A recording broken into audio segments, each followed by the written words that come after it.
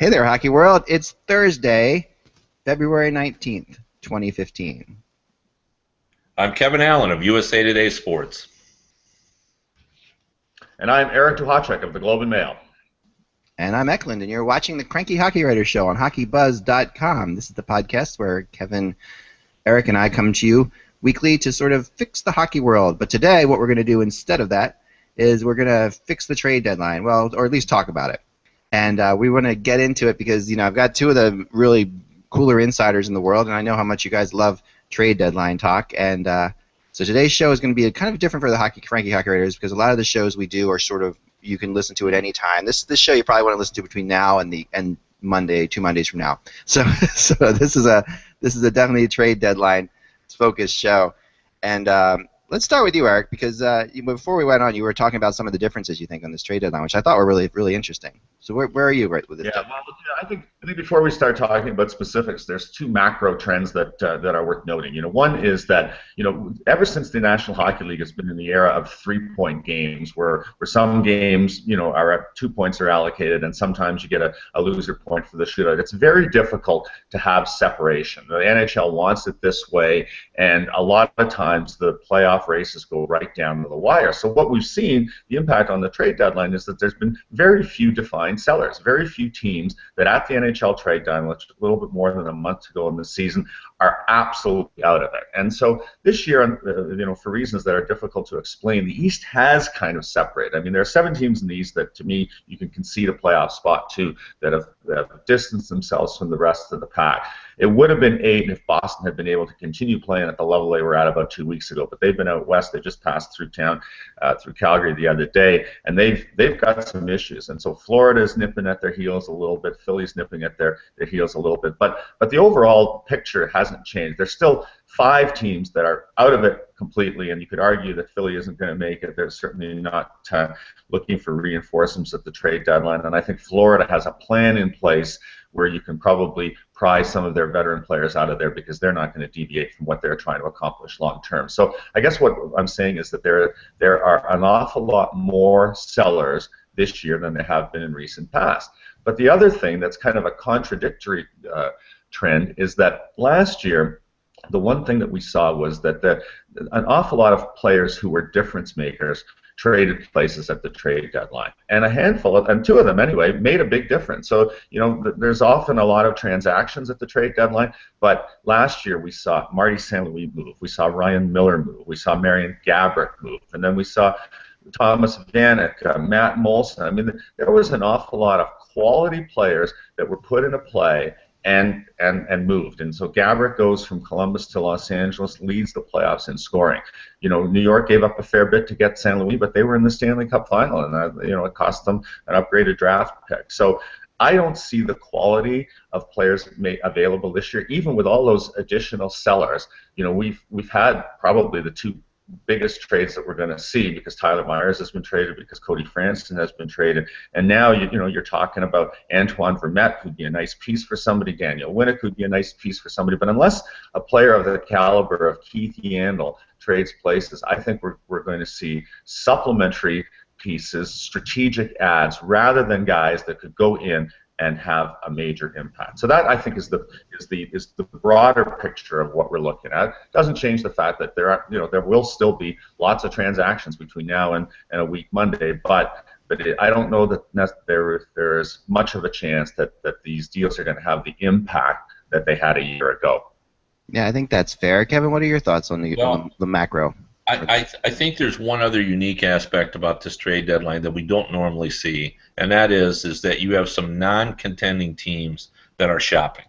You have for example, the Buffalo Sabres, a rebuilding team, made a very big, bold trade, bringing in Evander Kane. Now you can say a unique set of circumstances. They saw him. He's a young man still, and he fit into the rebuilding. But I think there are other teams as well.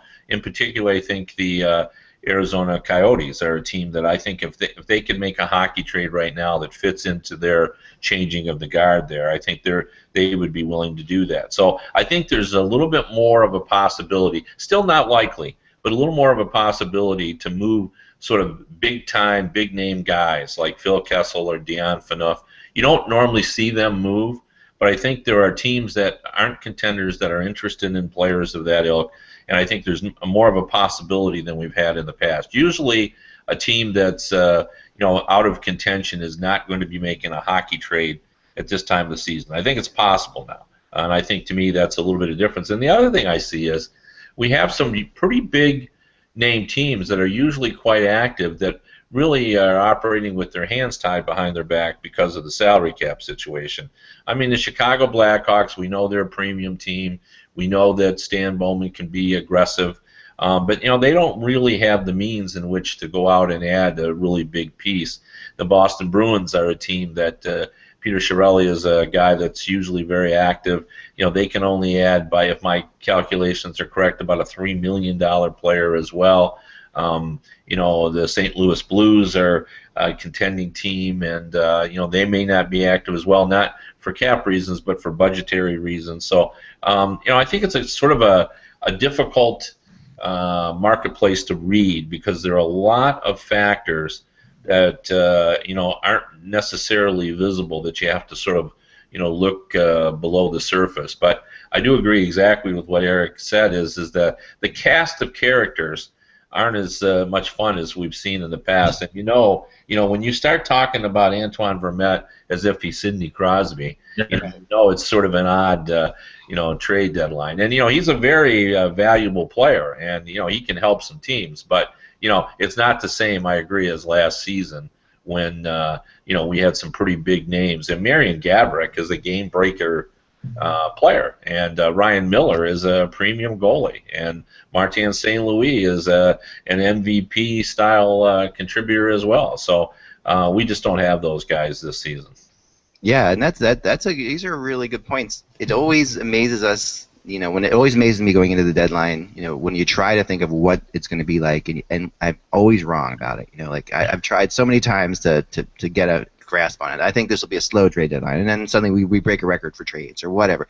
And part of that, I think, is like you said, Eric, there's a lot of difference maker type players in this draft that are third and fourth liners, and they're not big difference makers, but last year was sort of an anomaly because we haven't had a trade deadline where we've had major players go like that too often that make an impact. We've had trade deadlines where major players have gone and not made impacts. Right. Exactly.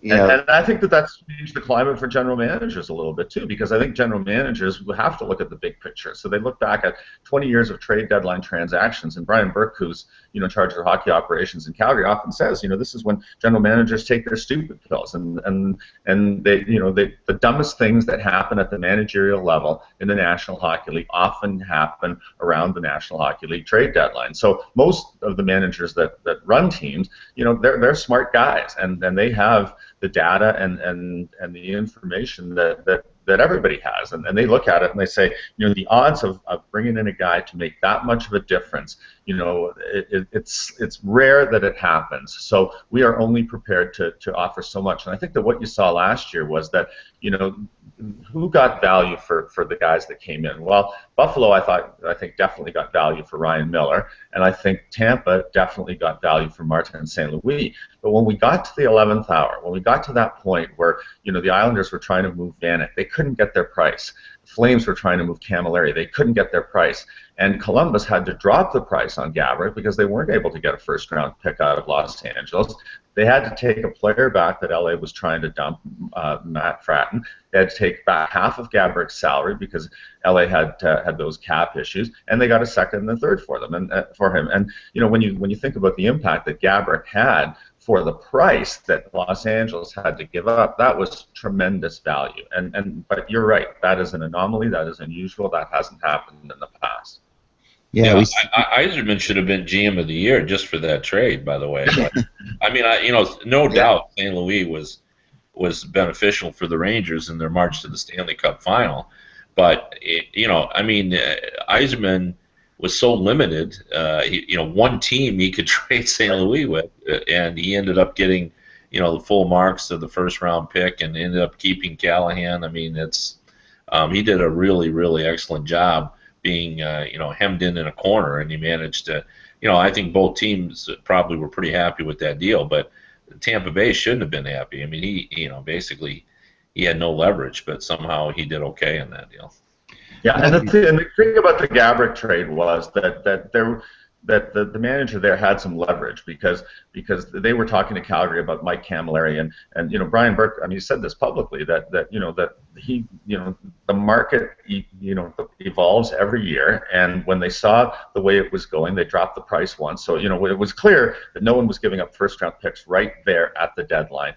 Teams dropped their prices to second round picks, and Camilleri could have probably moved for a third, but they were not prepared to go beyond the price that they set for him. So they kept him. I mean, they kept him, and they knowing full well that he would leave as an unrestricted free agent. But the fact that Camilleri hovered on the market, that Molson hovered on the market, that Vanek hovered on the market, that was the leverage that Los Angeles used. Gabrick was the guy they would target all along, but they said, we are prepared to go this far and no further, and if you don't like our deal, we will turn to one of these other teams and we will take their player.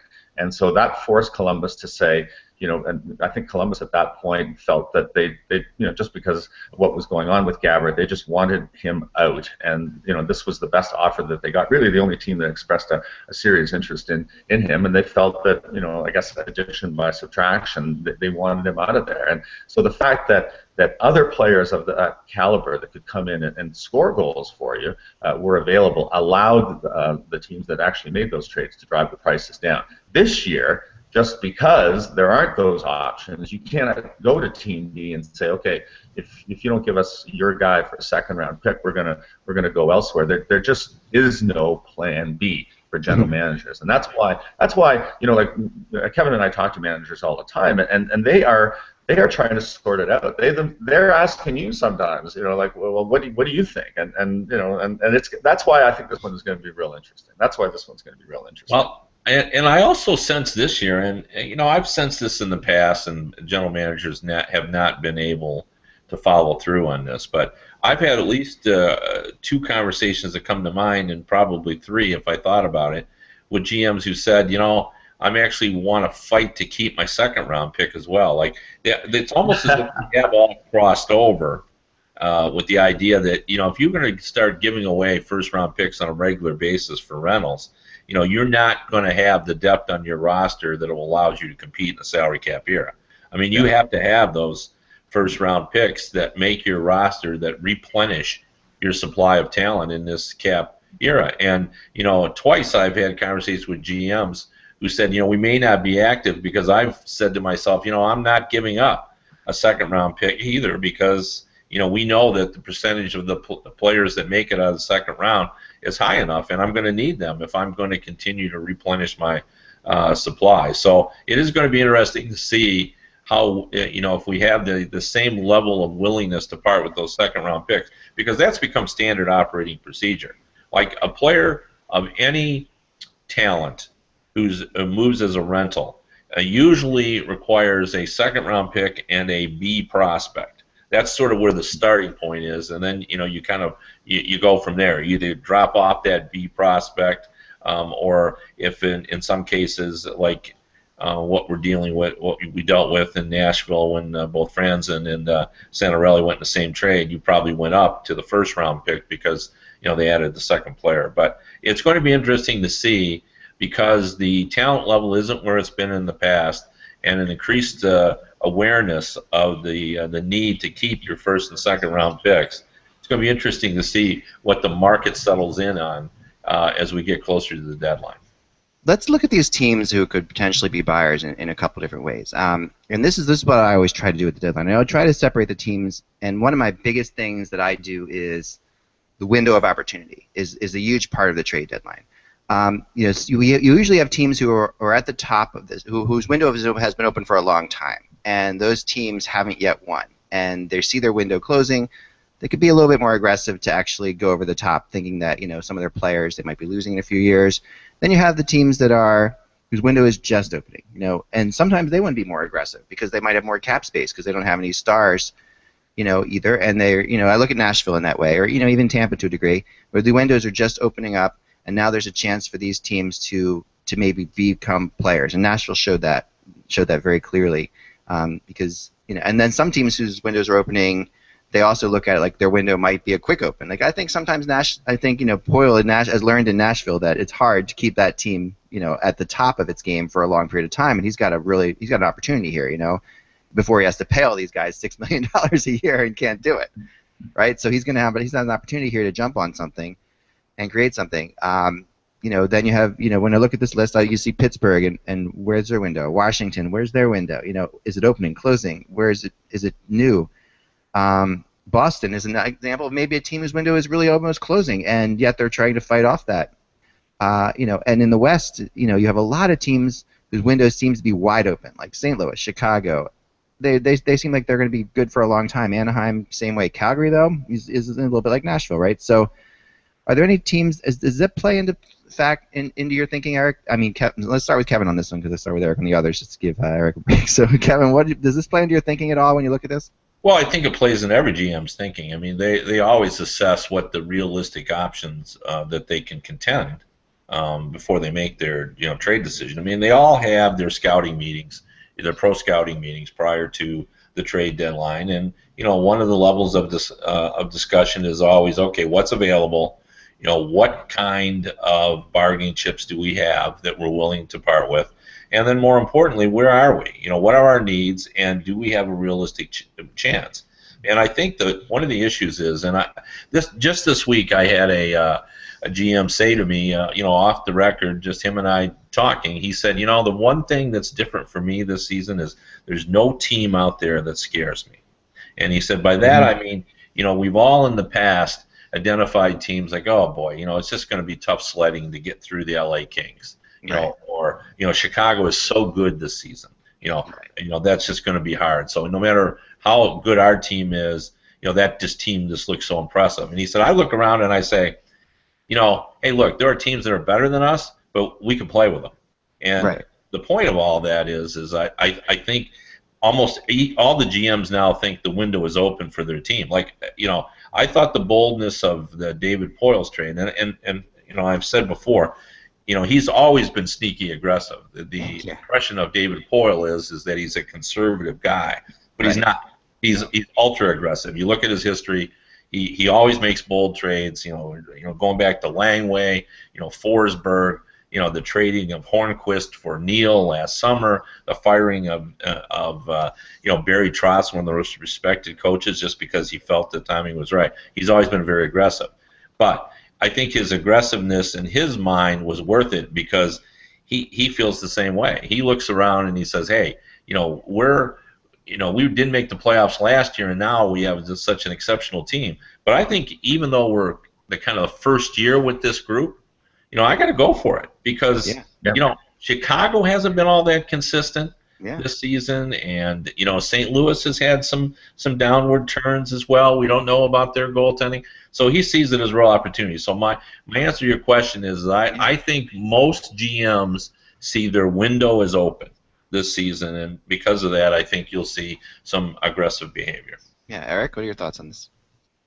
Yeah, well, and let's talk specifically about Nashville, because the one thing about Nashville is that they're about 6 points better than just about everybody else right now. They're on a 6-game winning streak, and all of a sudden, Nashville has a chance to win the President's Trophy. I mean, Nashville has a chance to win the President's Trophy, and I've been dealing with David Poyle since he was the assistant general manager in Calgary in 81. So I fully second what Kevin said about David. He's one of those guys that is willing to go for it. He grew up in an organization run by Cliff Fletcher, who understood that when you have a chance, sometimes you have to sacrifice assets. I mean, Calgary 1 year traded Brett Hull, knowing full well that this guy was probably going to score a lot of goals in the National Hockey League to get reinforcements at the trade deadline. Backup goalie Rick Wamsley, defenseman and Rob Ramage, helped him win a Stanley Cup, and they felt that was worth it because at the end of the day, they might not have won a championship without those guys. So when I look at Nashville and the move that they made,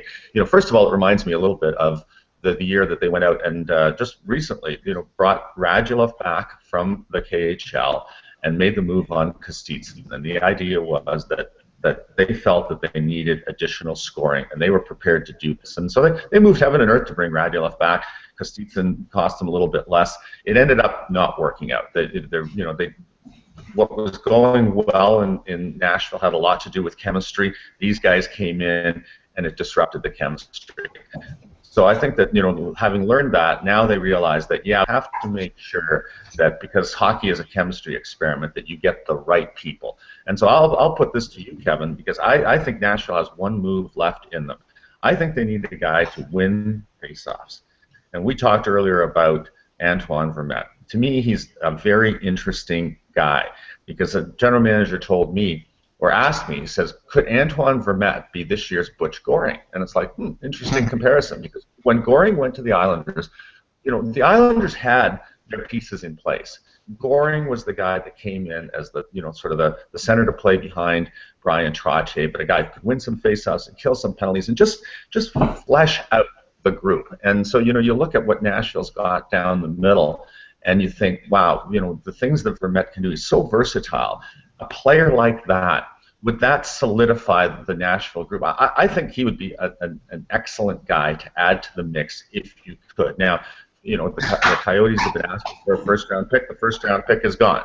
So, what can you give up to get this guy and bring him in? And if Nashville is the team that ends up with Antoine Vermette, how much better does that make them than everybody else? Because I think they believe they can win the division. If they win the division, it means they don't have to play St. Louis in the first round. They don't have to play Chicago in the first round. It doesn't look like there's going to be any crossover teams this year. It'll just be within the division. So you have to build your team to beat the teams in your division. And I think a guy like Vermette would, St. Louis, the way they are deep at center, Chicago, I don't know. To me, he's a guy that would maybe put the Nashville Predators over the top. Yeah, I said exactly the same thing on Nashville radio last week, that I thought that Vermette was the perfect guy for them. This was prior to them even getting Franzen. And just for the reasons that you articulated. I mean, the versatility, he can slide over, he can play the wing, he can play on your top line, he can play on your second line, and he can win big face-offs. And he's a good dressing room guy, high character guy. And I think they have drafted well enough that they have prospects necessary. They might be able to pull this off. But the big question will be whether someone will pay that first-round pick, because it's pretty clear that's what Arizona wants in return for that, and it's important for them, and they're rebuilding. But the way that Nashville is now situated with a defense that probably is the most skilled defense right now in the NHL. If you think about it, with Weber, Yossi, Franzen, and Seth Jones, I mean, those are four offensively skilled players who also can play, quality one-on-one defense. I mean, Franzen is, that's not his strong suit, but he certainly knows what needs to be done. So I like that defense a lot. I like Ekholm quite a bit as well. And Ryan Ellis, I assume, will be back at some point, although I'm unclear when he'll return. But so they're a team that I think it's worthwhile for them to go out and get another player, and he has a history of that, as Eric pointed out. I mean, and Gaustad was in that group that Eric mentioned as well, when they went out and got that. And Gaustad is a pretty good role player, and that was a much sought after role player. The Red Wings were after Gaustad. There were 4 or 5 teams at that point that were trying to get him. So I expect them to make one more move. Yeah, and he stayed there, and he loves it there, and that's the other thing. Gaustad, I mean, he, it wasn't just a rental. David Poile is funny because, as we all know, from talking to him, he's I call him the Spock of the NHL. He basically is Spock, from Star Trek. And but David Poile, the only time I've gotten him to laugh, though, really legitimately laugh, was when I talk about his high school years. He was 17 years old when Bud Poile took over as GM of the Philadelphia Flyers. His dad. So his dad, was his for the first few years, 17, 18, 19, he was living in Philadelphia and was a part of the expansion franchise, and another expansion franchise there. So he was already, he has of course grown this expansion franchise. His dad also ran I think the Canucks when they were an expansion franchise too, right? So Bud Poile did. So yeah, and and Bud Poyle was pretty aggressive with what he did. To get when they got Clark, they got Bernie Parent. They did a lot of aggressive things. So it's interesting that David Poyle. It's not surprising that he has that, but he really loved his time in Philadelphia, and that's the one thing he'll laugh about. He really enjoyed that time. Well, one of the things about Poyle that's interesting, the art of making a trade doesn't get talked about enough, and it takes general managers, in my opinion, who just have this ability to have conversations that don't feel threatening.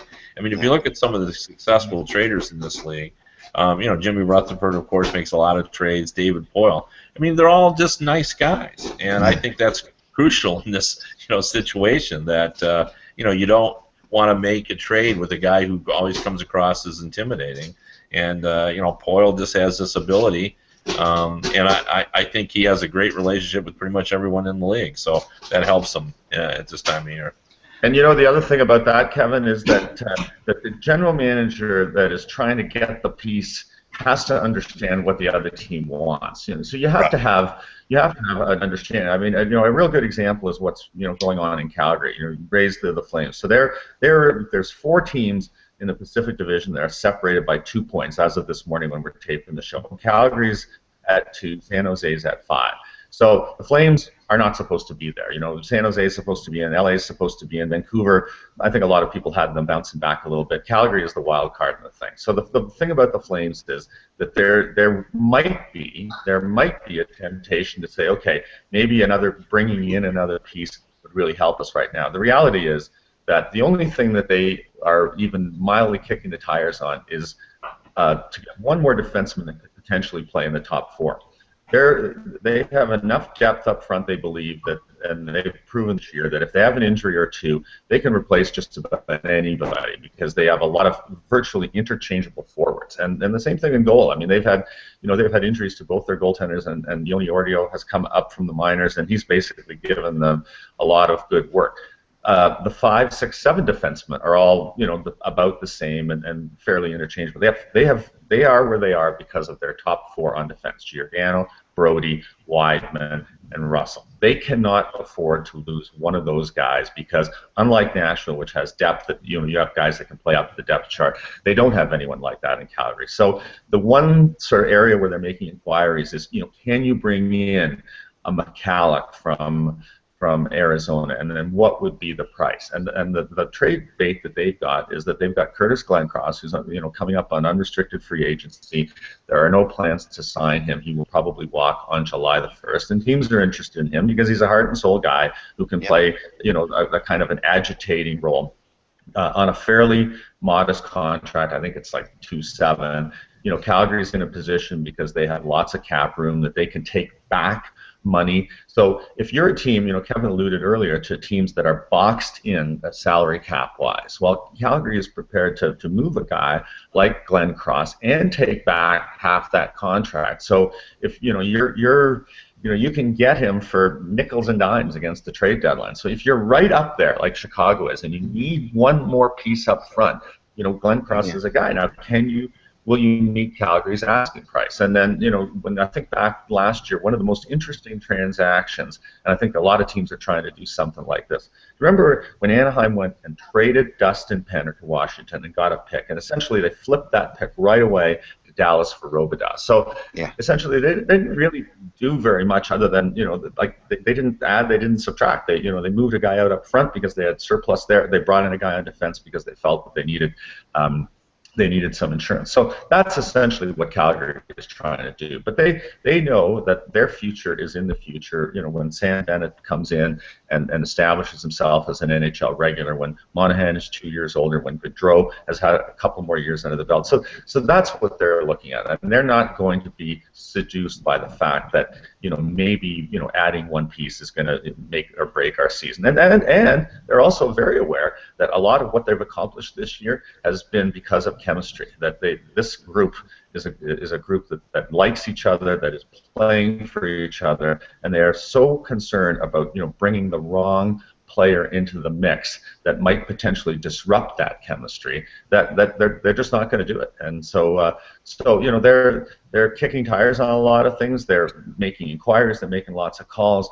But the reality is, I mean, they might move Glenn Cross for the right price, and if they can, move him and get something and turn it into a defenseman that can help them, they might do that. But they might just sit on the sidelines. And there's a whole bunch of teams that at the end, when the smoke clears, you say to yourself, we basically, looked at a lot of different things and didn't do anything.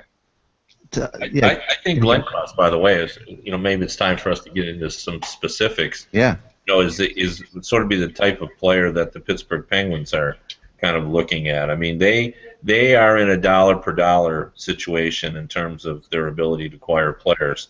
Meaning they have to move $3 million off of their cap if they want to add a $3 million forward. So Calgary's willingness to take a player back.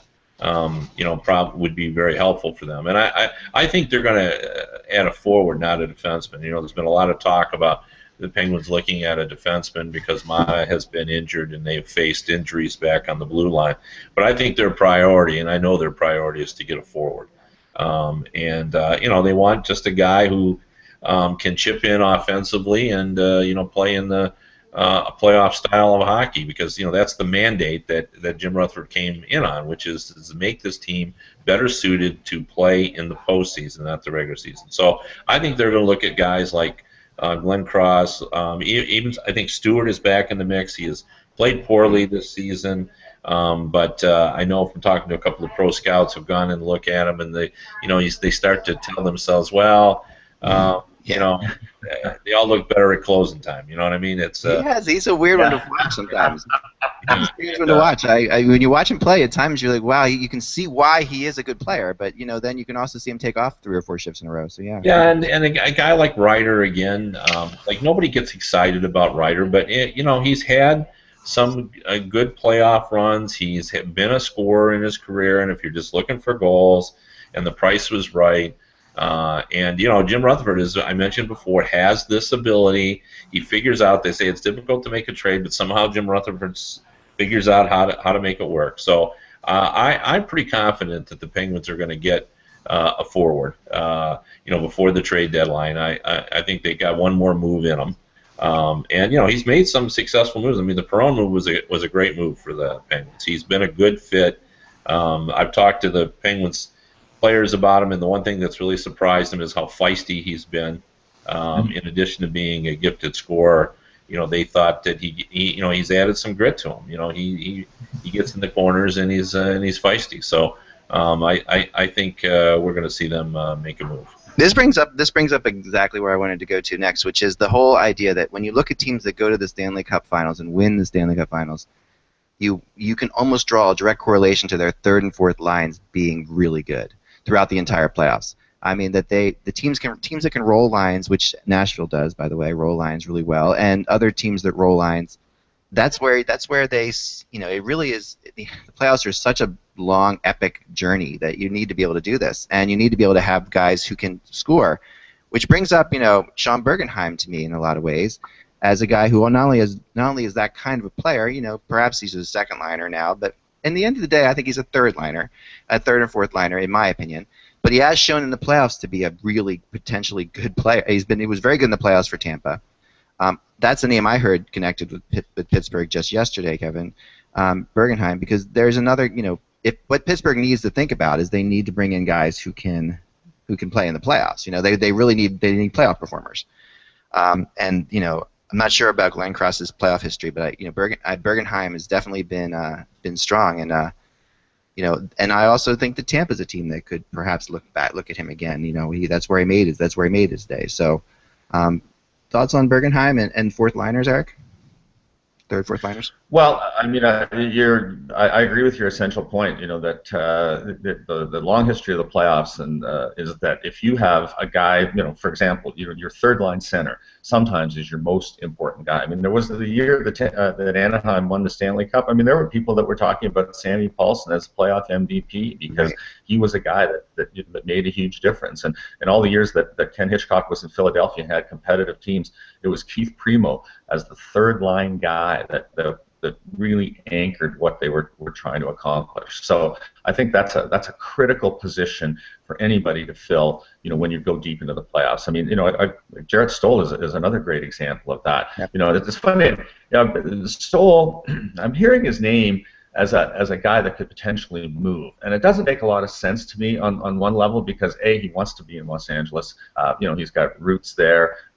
He's been like a heart and soul guy on that team. He doesn't make a lot of money, but his contract is up at the end of the year, and they're not sure whether they can sign him. Now, I look at the position LA is in, and they've kind of finally got it going. They've won 6 in a row right now. I can't believe that they would make a guy like him available, but they are handicapped a little bit in terms of what they can do, cash-wise. So, but I don't know about the thing about Bergenheim, and because I'm in the West, I don't see him very often. So I'd like to get Kevin's take on him. When the little bit that I've heard about him is he still the same player that he was when he had that great run? And I think that people are asking that about Glenn Cross too, because Glenn Cross has had some injuries, and he's come back, and he's an effective player, but he has not scored for Calgary since he's come back in the lineup. Now you could argue, okay, he's not getting a real opportunity to do that because he's not on either of the power play units. But when a player has a few miles on him and suddenly is, in the case of Bergenheim, he's been scratched a little bit on that Florida team. The radar goes up among general managers. Like what does he have left? And a lot of general managers have gone into the trade market and dug in for a guy that used to be good. Like I remember one year, Calgary brought in Freddie Modine because he had a history with Jay Feaster in Tampa, and when he got here, he was just so broken down that he really couldn't make a difference. And it was really a wasted move because they brought in a guy that didn't have a lot left. So I think that. That yes, there is interest in Bergenheim. Yes, Florida is interested in moving him along, but I wonder, what a team's prepared to gamble to get him without really knowing, the level that he is going to play at when he arrives. Yeah. Yep. Yeah, I mean, to me, the red flag that's gone up is that, Gallant has come in and done a really good job with that team, and he's turned it into a far more competitive team, and it's pretty clear that he does not have fondness for Bergenheim. So, obviously there's a disconnect there, that he sees something in him, and the word is that maybe the Bergenheim has been on the decline. Now, scouts who've gone in to see him will say, okay, get him in a different environment, that he's become discouraged, and sometimes we've all seen players that if they're not right with their coach, they can't seem to dig themselves out of the hole. And if he gets with a new program, he's going to remember the player that he was when he was so helpful for Tampa. And I agree with your assessment of him, Eck, in terms of that. He seems to take his game to a different level in the playoffs, and he can become a different kind of player. Now, does he still have that? I guess that's the question. But I don't see, or nor have I heard, any GMs willing to pay a big price to get him. I think everyone would want to pay that price that you pay if you're just hoping he might be, helpful. So it is going to be interesting. But I think for sure he will move, because everyone's going to remember the one playoff in particular where he looked so effective and was scoring goals and was a two-way forward. Yeah, he wants, and he's already said he wants out too, which is, with the Gallant and Talon, they're not going to want to keep that around the environment as they go forward. So that's a definite. I agree with you as well. So when I think about, as I think about this moving forward here, Montreal is another team I really wanted to look at for a second, because this is a team that we've talked about a lot in terms of they're way better than they should be. They work incredibly hard. They're really a hardworking team. Kevin, you were talking about them yesterday on the other show that they're just impressing you. I mean, and they've got Carey Price, of course, and they've also shown a tendency to be aggressive with trades, as of recent. What are your thoughts, Kevin, Montreal moving forward here? Well, as I mentioned yesterday, they're a team that's impressed me more and more as the season has wore on. I mean, I really did sort of expect them to fade a little bit because, they don't have that.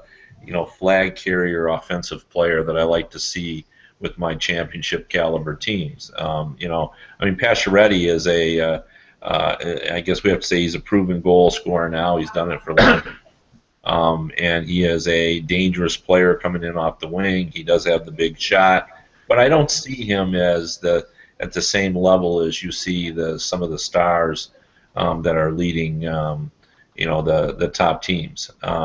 So I expect them. I don't really have any insight on particularly what they're going to do, but I know from talking to other GMs that they've poked around about another defenseman. Clearly they're interested in making a move there, and I also think they're looking to add a forward. So in what direction they're going to go, I don't know. I mean, the biggest problem is there's not, as Eric has alluded to, there's not a lot of big time guys out there, and that's what they need. I think they really need. They tried it last year with Vanek, and it didn't work out. But I think that's the guy they still need, in my opinion.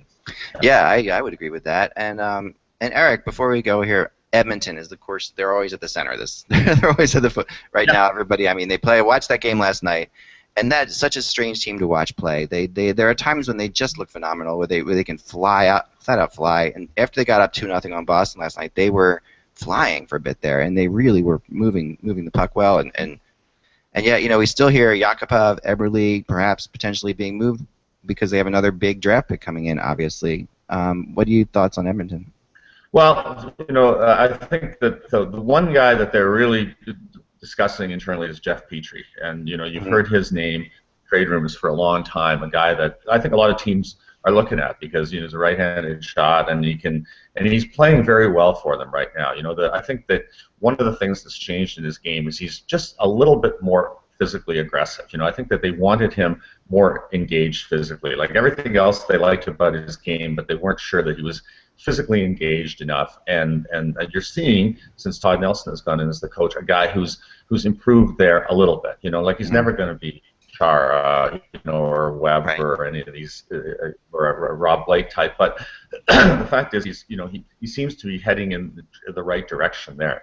And I guess they're trying to figure out, A, what you can get for him, because there is a demand for defensive reinforcements, and B, isn't this somebody that maybe we should look at it hard again in terms of trying to re-sign him, in the same way that, that Ottawa, it looked like they were going to make him a thought available. They made a last-ditch effort to sign him, and they were able to sign him. They recognized that his value was such that, that if they lost him, then they would have to go into the marketplace to replace him, and that might be a difficult thing to do. And I think that when you're Edmonton, you have to think that you're not going to get attractive free agents very often to go there. You have to develop from within. So, what can you possibly get for him, and where's the fit for him? Now, you also raised Yakupov. He is playing the best hockey since his rookie year. And again, I put it down to the fact that he seems to be way more comfortable playing for Todd Nelson. He's found a little bit of chemistry with Derek Roy there. And so Yakupov is a devalued asset because although he went first overall, he is just, he's had all kinds of problems. And so I think that Edmonton is trying to rehabilitate him. Ultimately make some of those young forwards that you're talking about available, depending on what they get in the draft. But they're because Buffalo is definitively going to finish last. You can pretty much give McDavid or Eichel to Buffalo, because even if they lose the lottery, they'll be at number 2. So Buffalo knows what's coming. But Edmonton doesn't know what's coming. Arizona doesn't know what's coming. Toronto doesn't know what's coming because of the exigencies of the draft lottery. So you cannot, if you're Edmonton, you cannot go into this trade line and say, well, we'll probably, statistically the odds are we'll get Eichel, so we can then afford to move one of our, how it's going to play out. It could easily be that they'll draft 3, and the player that they get is Hanifin, and then that changes what your priorities are. And they also have Leon Draisaitl coming, who was the guy that in the last 2 weeks that he was in the National Hockey League looked terrific. A guy who was young, probably shouldn't have been in the NHL right away, and then they made the decision before the 40-game mark to send him back to junior because the team was going nowhere. But in those last 2 weeks, boy, he showed them something, and they when they sit back, they were nodding and thinking. Yeah, I'm lost Eric for a second there. Sorry, lost you for a second, Eric. There, I think Eric's faded out into oblivion for a second there. Am I back? You're back vocally. Okay. All right. I guess what I'm trying to say is that Yeah. Edmonton, I don't think is going to move one of their good young core because Gotcha. they just need to figure out where they're going, and they don't feel any urgency at this trade deadline to move a Yakupov, an Eberle, a Nugent Hopkins, a Hall, any of those guys. They want to see where they're at after this season, see what comes to them in the draft, and then make decisions this summer on the basis of how they're going to go forward. That makes sense. That's a good jumping off point for me because, finally the voice of reason. I mean, I have been talking about it on the other show, as some of the listeners know, about the fact that I think it's not wise to even consider trading Eberle at this point. I just don't understand all the rumors I hear about that. But the other element that I thought was what Eric said, which is what I also don't understand, is why they have not made a bigger effort to sign Petrie. I mean, the minute, if you give him up for a second-round pick, he's more valuable than that. In terms of, they should be trying to sign him. Now, maybe, they know something we don't, which is maybe they've made an effort and he just simply says, I'm not going to resign. But, the same is true in Arizona for Vermette. Like, if I was, they have made it clear that their rebuild is not from the chassis up. It's a change-on-the-fly rebuild, which to me is completely different. And if that's the case, Vermette has played well in Arizona. I hear he likes it in Arizona. Why don't they make a concerted effort to sign him and just keep him in the fold? Cause to me, he's the type of guy you want to have around when you bring up Henrik Samuelsson and Max Domi and some of those other younger players. This is a guy that plays the game the right way. And I think he is great to have around. If I was the new owner there, Barraway, I would be saying to Maloney, do what you got to do. Maybe he doesn't want to stay there, and then of course you're hamstrung. But I would like to have heard more of a more aggressive attempt to keep him signed because he still, can be part of the solution there. And does it ever make you think, and this is a little conspiracy theory, so I'm trying to stay away from this kind of stuff, but does it ever make you think, okay, Vermette maybe does want to stay there and has talked to the ownership and says, because he's a UFA, right? I mean, so why not move him out, get something, and bring him back? I guess, anything is possible, but, I just think, especially for a franchise that still needs to win over fans, like I thought it would have really been, and I get it, the first round pick in the 15 draft is, you can get that. That's a very valuable commodity. But they really believe. I had a long talk with Anthony LeBlanc, the team president, one of the co-owners of the team, and he said this is not a complete rebuild. This is just we're going to change on the fly. Well, if that's the case, I think Vermette should be part of that. In the process. Agree completely. Wow, we're out of time. But what a quick hour again, and as always, so we'll be back again next week. Probably, I was trying to go towards the end of next week, guys, since we get closer to the trade deadline, so we can talk one more time about this. So probably Thursday or Friday of next week, I'm thinking is the way to go, and have that since the trade deadline's actually on a Monday. But we'll talk to you soon. Remember, you can check out Eric Duhashik at eDuhashik on Twitter and at @ByKevinAllen on Twitter for Kevin, and of course the Globe and Mail for Eric and the USA Today for Kevin. And they've got great articles, and there's a lot of trade speculation, and it's really nice, good lists and things like that to check out. So you have to keep an eye on everything. Remember, without the buzz, it is just hockey. We will talk to you next week.